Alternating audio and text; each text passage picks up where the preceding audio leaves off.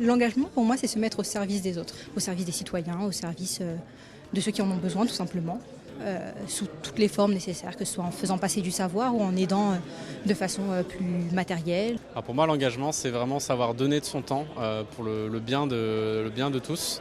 Mais il y a tellement d'enrichissement à recevoir de cet engagement que vous pouvez donner. Donc c'est aussi ça, voilà, de l'échange et du social. Le don de soi dans le milieu associatif, dans le milieu humanitaire, ou le don de soi pour sa famille.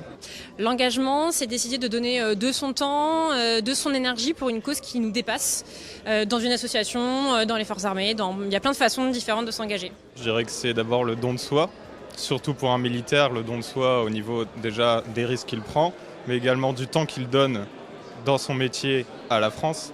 Par les temps qui courent, c'est une valeur qui mérite d'être mise en avant.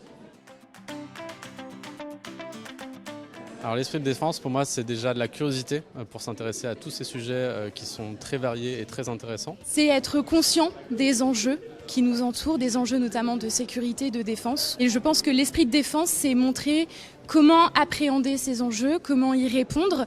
Et ensuite, essayer de voir ce que nous, en tant que simples citoyens de notre pays, on peut faire. Fédérer autour de toutes ces nobles valeurs qu'incarnent nos armées. Être derrière la communauté de défense, à son niveau. En fait, c'est pas parce qu'on est citoyen qu'on peut pas s'intéresser à ces sujets de défense, se montrer solidaire. C'est connaître, se renseigner, s'informer. L'esprit de défense, c'est avant tout un acte citoyen.